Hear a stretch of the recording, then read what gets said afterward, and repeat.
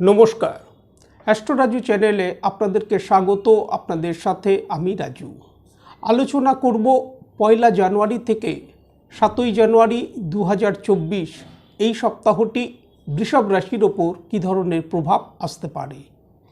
এই সপ্তাহে চন্দ্রমাকে গোচরে সিংহ রাশি, কন্যা রাশি ও তুলা রাশিতে ভ্রমণ করতে দেখা যাবে। সপ্তাহের শুরুতেই চন্দ্রমাকে গোচরে আপনাদের রাশির চতুর্থ ভাবে অর্থাৎ সিংহ রাশিতে অবস্থান করতে দেখা যাবে। চন্দ্রমাকে গোচরে সিংহ রাশিতে মঙ্গলবার রাত্রির 6টা 28 আগে পর্যন্ত অবস্থান করতে দেখা যাবে। এই সময় জাতকের মানসিক স্থিতির সাথে সাথে স্বাস্থ্যের প্রতি কিছুটা খেয়াল রাখা উচিত। সাথে সাথে মায়ের স্বাস্থ্যের প্রতিও এই সময় কিছুটা খেয়াল রাখা উচিত। পারিবারিক মহলে ছোট ছোট বিষয়ে বাদ বিবাদ না আসে, এই বিষয়ে খেয়াল রাখা উচিত। মানসিক সমস্যা এই সময় কিছুটা বৃদ্ধি পেতে দেখা যাচ্ছে, যার কারণে যে কোনো ধরনের গুরুত্বপূর্ণ সিদ্ধান্ত নেবার ক্ষেত্রে সতর্কতা অবলম্বন করা উচিত। কর্মক্ষেত্রে ফোকাস বৃদ্ধি করে চলা উচিত, নচেত নিজের ভুলে কর্মক্ষেত্রে সমস্যা আসতে দেখা যেতে পারে।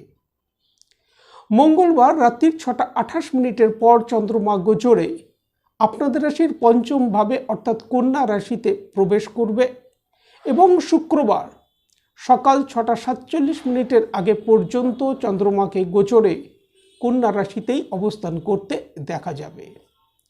চন্দ্রমা এখানে রাহু কেতুর অ্যাক্সেসের মধ্যে থাকবে।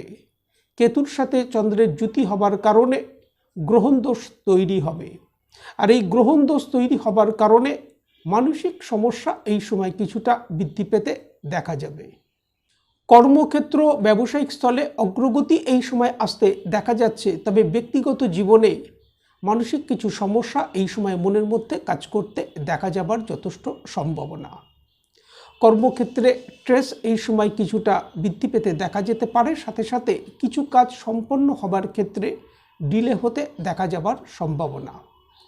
শুক্রবার সকাল 6টা 47 পর চন্দ্রমা গোচরে আপনাদের রাশির ষষ্ঠ ভাবে তুলা রাশিতে প্রবেশ করবে এবং সপ্তাহের শেষ চন্দ্রমাকে গোচরে তুলা রাশিতেই অবস্থান করতে দেখা যাবে।